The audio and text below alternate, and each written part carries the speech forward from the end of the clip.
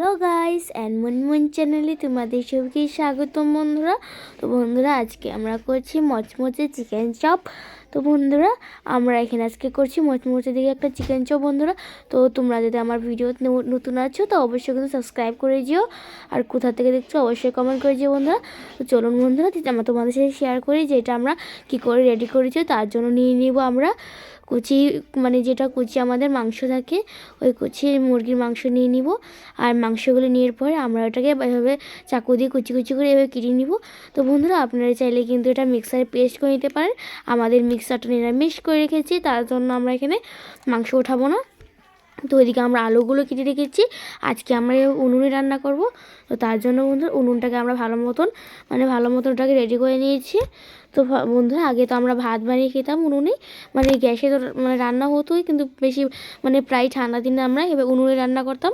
তো বন্ধুরা আজকে আমরা চিকেন চপ করে উনুনে আজকে আমরা ট্রাই করে দেখব, ফাস্টফুডের মধ্যে আমরা ফার্স্টবার কিন্তু আজকে উনুনে ট্রাই করছি। তো বন্ধুরা আমাদের এদিকে চিকেনগুলো কাটা হয়ে গেছে, আর এদিকে আমরা চিকেন আর আলুটাকে নিয়ে ভালো মতন বয়েল করে নিয়েছি। আর এদিকে বয়েল করে নেওয়ার পর জলটা যেটা থাকে ওটাকে আমরা ছেঁকে নিয়েছি, আর ঠান্ডা জল দিয়ে অল্প যেমন ঠান্ডা হওয়ার জন্য রেখে দিয়েছি। আর এদিকে বন্ধুরা কেটে নিয়েছি পেঁয়াজ আর রসুনটাকে। আর এদিকে আমাদের কিন্তু মাংস আর আলুটা কিন্তু ঠান্ডা হয়ে গেছে প্রায়। তো ওইখানে আমরা দিয়ে দিব নুন আর পরিমাণ মতন হলুদ গুঁড়ো, সাথে দিয়ে দিব ধনে গুঁড়ো, আর ওই যেটা গোটা জিরা থাকে ওই গোটা জিরা পাউডারটা আমরা এখানে দিয়ে দিব। আর সাথে বন্ধুরা অল্প পরিমাণে আমরা এখানে অ্যাড করে দেবো শুকনো লঙ্কা গুঁড়ো অ্যাড করে দেওয়ার পর এখানে আমরা ছোটো একটা পেঁয়াজকে কুচি কুচি করে এখানে পেঁয়াজ কুচি আর রসুনটাকে দিয়ে দেবো, আর সাথে অল্প ধনে কুচি দিয়ে দিব। আর এদিকে নিয়ে নিয়েছিলাম অল্প পরিমাণে বেসনটার মধ্যে দিয়ে দিব আমরা 1 গ্লাস পরিমাণে জল। দেখবেন কিন্তু যেটা আমরা লেয়ারটা রেডি করছি ওটা কিন্তু বেশি পাতলা হলে হবে না, বেশি ভারীও হবে না, মিডিলে করে নেবেন আপনারা।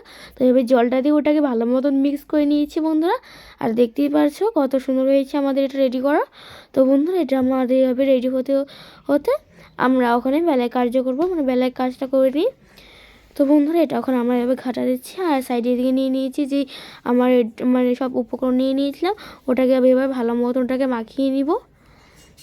তো হাত দিয়ে এভাবে চটকিয়ে আমরা ওটাকে ভালো মতন মেখে ওইখানে দিয়ে দিব আমরা যে ম্যাগির পাউডার থাকে ওই ম্যাগির পাউডারটা আমরা এখানে দিয়ে দিব।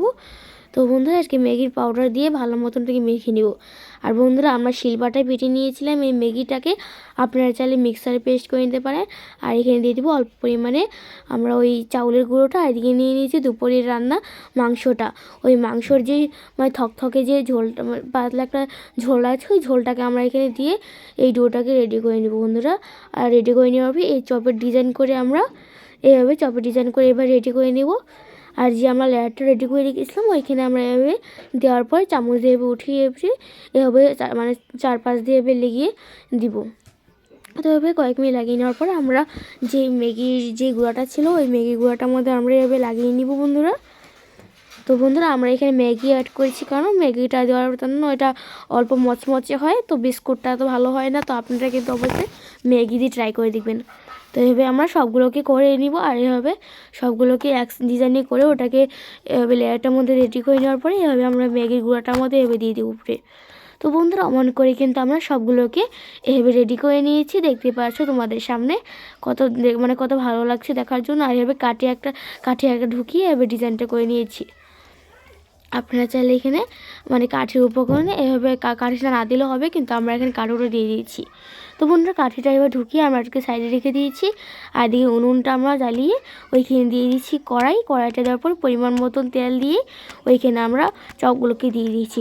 তো বন্ধুরা আমরা এখানে ডুবা তেলে কিন্তু চপগুলো ভাজিনি, আপনারা চাইলে এভাবে হালকা তেল দিয়েও ভাজতে পারেন, আর চাইলে এখানে আপনারা ডুবা তেলও ভাজতে পারেন।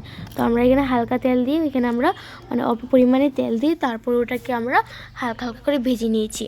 তো বন্ধুরা কয়েক মিনিট পরে দেখবেন আপনার এই যে চপটা ওটা কিন্তু কালারটা অল্প চেঞ্জ হয়ে আসবে। তো তখন আমাদের বোঝা যাবে যে আমাদের যে চপটা রেডি হয়ে গেছে। তো বন্ধুরা এই দেখুন আমাদের খুব ভালো মচমচে চপগুলো রেডি হয়ে গেছে। তো বন্ধুরা আপনারা কিন্তু এটা অবশ্যই ঘরে ট্রাই করে দেখবেন, আর ভিডিওটা ভালো লাইক সাবস্ক্রাইব করে দিও, আর কোথা থেকে দেখবেন অবশ্যই কমেন্ট করে বলবেন বন্ধুরা। আর এটা কিন্তু আপনারা অবশ্যই ঘরে ট্রাই করে দেখতেই পাচ্ছ যে কতটা ভালো লাগছে, একদম মচমচে হয়েছে বন্ধুরা।